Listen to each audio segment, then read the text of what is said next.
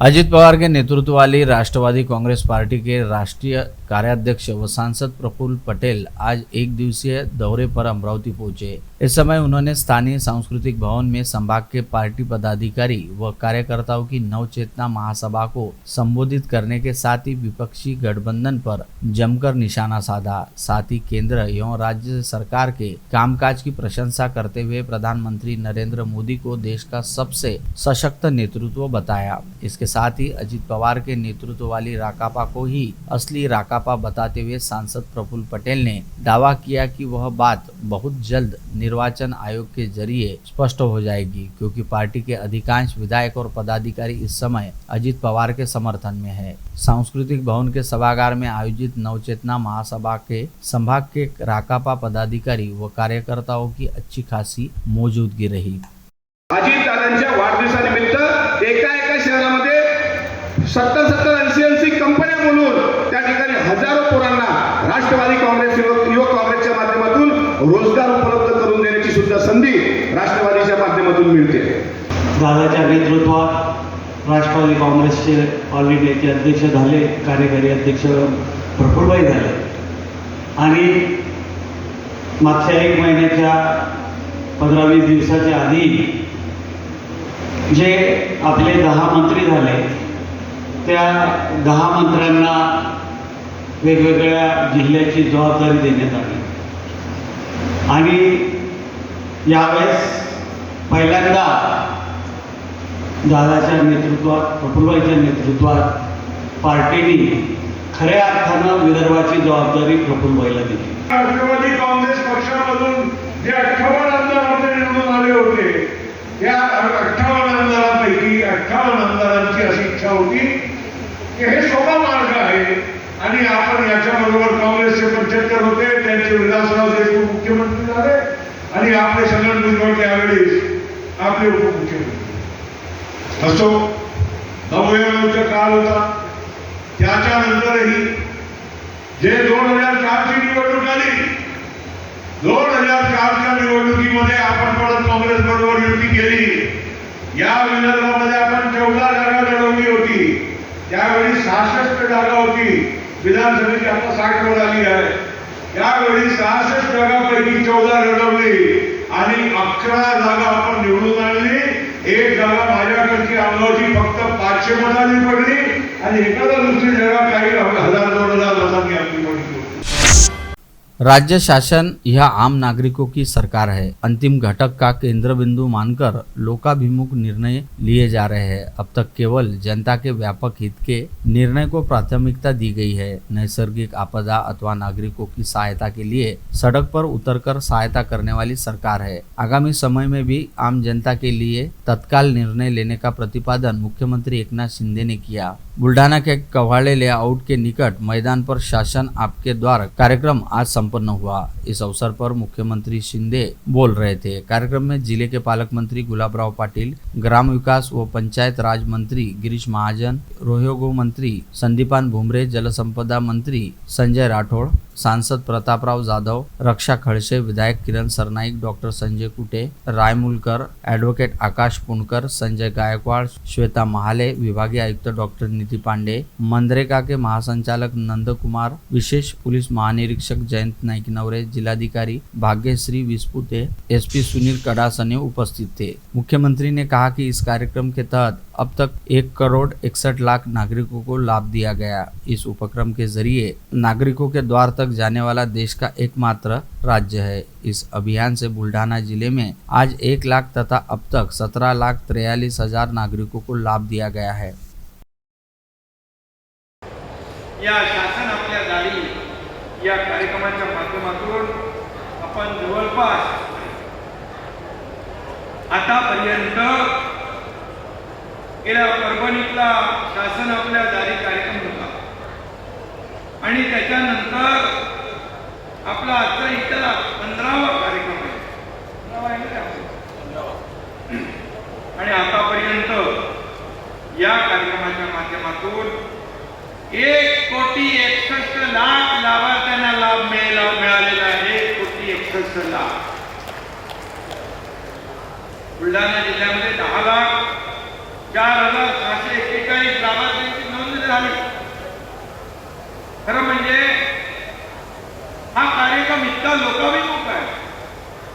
सगळी यंत्रणा कामाला लागते, यंत्रणा गावागावात जाते आणि नोंदी घेते. खरं म्हणजे शासनाच्या योजना आणि निर्णय आणि हे मिळवण्यासाठी आपले खूप कष्ट करावे लागत होते. भाजपा की संवाद यात्रा गढ़चिरौली से निकाली गई।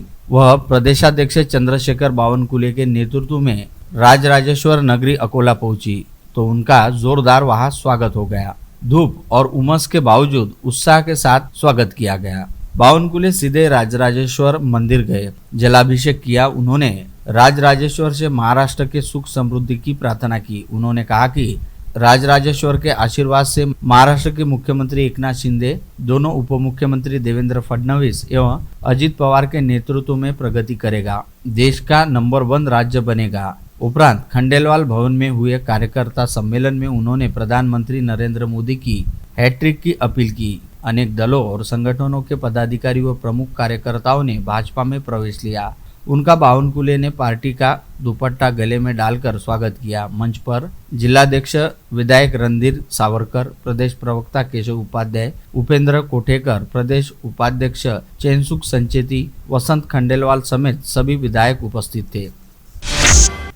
अमरावती के प्रभात टॉकीज के प्राचीन रामदेव बाबा मंदिर की नवनिर्माण की अर्जी लेकर गत 15 वर्षों से प्रत्येक भाद्रपद मास में रामदेवरा जाने वाले बाबा भक्त आज फिर उत्साह से साइकिल पर लगभग 1300 किलोमीटर की यात्रा पर निकल पड़े। उन्हें प्रभात चौक पर हरी झंडी दिखाकर पूर्व महापौर विलास इंगोले, एडवोकेट प्रशांत देशपांडे ने सफल यात्रा की शुभकामनाएं दी। इस समय संस्थान अध्यक्ष किशोर गट्टानी, चेंबर के अध्यक्ष विनोद कलंत्री, प्राध्यापक अजय गुल्लाने, प्राध्यापक संजय शिरभाते, राजू भेले, सुरेश रतावा, मुकेश छांगानी, पदम देवड़ा, श्री प्रकाश झंवर, विजय दादा उपाध्याय, महेंद्र भूतड़ा, श्री किशन व्यास समेत अनेक बाबा भक्त उपस्थित थे। लगभग पखवाड़े भर बाद रामदेवरा पहुंचेंगे। बडनेरा शहर के जय हिंद चौक स्थित भूखंड के सामने के किराएदारों को खाली करने के लिए संबंधित भूखंड संचालक द्वारा अनेक उपाय किए जा रहे हैं। कुछ दिन पूर्व एक हेयर सलून की दुकान और गोदाम अवैध रूप से तोड़ने के बाद भारी हंगामा हो गया था। पश्चात अन्य दुकानदारों ने अदालत से स्थगनादेश प्राप्त कर लिया था, लेकिन शनिवार 2 सितंबर की देर रात 2 बजे के दौरान अचानक 2 जेसीबी की सहायता से 20 से 25 बाउंसर की मौजूदगी में गुंडागर्दी कर इन दुकानों को पीछे से तोड़ना शुरू कर दिया गया। वर्षों पुराने अमल मंडल के 2 कार्यालय तोड़ दिए गए। तोड़फोड़ की प्रक्रिया शुरू रहते वहां फुटपाथ रहने वाले घुमंतुओं ने किराएदारों से संपर्क कर घटना की जानकारी दी। तब संबंधित दुकानदार समेत सैकड़ों लोग वहां पहुंचे। संतप्त नागरिकों ने जेसीबी व बाउंसर पर भारी पथराव शुरू कर दिया, जिससे स्थिति तनावपूर्ण हो गई। एक जेसीबी चालक अपनी जान बचाने गेट तोड़कर वहां से भाग खड़ा हुआ। बाउंसर को भी पत्थरों की बौछार कर भगाया गया। घटना की जानकारी मिलते ही बडनेरा पुलिस का दल घटनास्थल आ पहुंचा। पुलिस ने जेसीबी जब्त कर स्थिति को काबू में कर लिया। अमर मंडल के विक्रम रोशन सिंह ठाकुर की शिकायत पर पुलिस ने जितेंद्र नेतानी, ईश्वरलाल हरवानी और अंकित पिंजानी के खिलाफ विविध धाराओं के तहत मामला दर्ज किया है। पिछले कुछ दिनों से जिले में बारिश न होने से बांधों का जलस्तर बढ़ना रुक गया है। शहर में जलापूर्ति करने वाले मोर्शी के अप्पर वर्धा बांध में 51.94% पानी उपलब्ध है। अन्य 53 प्रकल्प मिलकर 79.48 जल संग्रहित है। वरुण देवता के रूठने और बारिश आगामी दिनों में न होने पर बांधों का जलस्तर कम होने की संभावना है। पिछले वर्ष से अब तक के प्रकल्पों का जलस्तर 85.66% था, जबकि इस वर्ष अब तक बांधों का जलस्तर 6% कम है।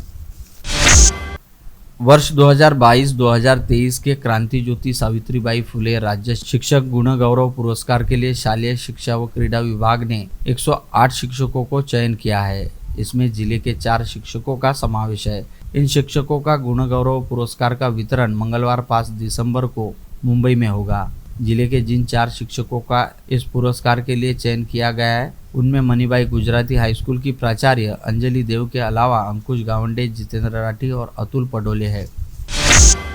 सच्चाई तथा ईमानदारी से चलने वाले लोगों को परेशानी होती है, लेकिन उनकी ताकत इतनी बड़ी होती है कि वे कुछ समय के लिए परेशान होते हैं, लेकिन अंत में जीत सच्चाई की होती है। इसलिए नाहक झूठ बोलने से तथा बुरे कर्म से बचने का प्रयास करना चाहिए। शिव पुराण कथा हमें यही शिक्षा देती है। इस आशय का उपदेश पार्वती नगर नंबर 1 के श्री संकट मोचन ट्रस्ट एवं महिला मंडल द्वारा आयोजित शिव पुराण कथा में रविंद्र महाजन कालमेघ ने किया। कथा सुनने के लिए रोज क्षेत्रवासी की भीड़ उमड़ रही है। मंदिर में ट्रस्ट तथा क्षेत्र के महिला मंडल द्वारा शुरू शिव महापुराण कथा के पहले दिन से ही न केवल क्षेत्र के बल्कि आसपास के आधे दर्जन से अधिक नागरिक तथा कॉलोनी वासियों की उपस्थिति है। कथा में शिव महापुराण की विभिन्न प्रसंगों का जिक्र करते हुए रविंद्र महाराज कालमेघ ने कहा कि जीवन में संयुक्त परिवार के महत्व का आदर्श भोलेनाथ है। पुत्र गणेश जहाँ रिद्धि सिद्धि के दाता है, वही माता पार्वती जगत जननी है।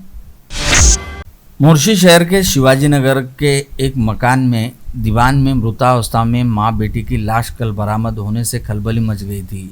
मृतक महिला की मां ने बड़े बेटे सौरभ गणेश कापसे पर संदेह व्यक्त किया था। सूत्रों के मुताबिक फरार सौरभ को हैदराबाद में पकड़ने में पुलिस को सफलता मिली है। आज रात तक मोर्शी लाया जाएगा। सौरभ ने अपने सगे भाई आयुष और मां नीलिमा कापसे को पैसे के लिए मौत के घाट उतारा रहने की चर्चा है। वह घटना को अंजाम देने के लिए मोर्शी के रामजी बाबा चौक की एक मेडिकल से नींद की गोलियां और एनेस्थीसिया लेकर गया था। पश्चात सोची समझी साजिश के मुताबिक उसने घटना को अंजाम दिया, लेकिन दोनों शव घर में ही रखे जाने के बाद क्षेत्र में फैली बदबू के कारण सौरभ फरार हो गया। कल घटना प्रकाश में आने के बाद सौरभ फरार रहने और मृतक मां और भाई का मोबाइल भी उसी के पास रहने से पुलिस को उस पर संदेह हो गया था। अब आरोपी लाने के बाद सच्चाई से पर्दा उठने वाला है। आप देख रहे थे मंडल न्यूज बुलेटिन। हमारे चैनल को लाइक करें, शेयर करें और हाँ, सब्सक्राइब करना ना भूलें। कल होगी आपसे फिर मुलाकात, तब तक के लिए धन्यवाद।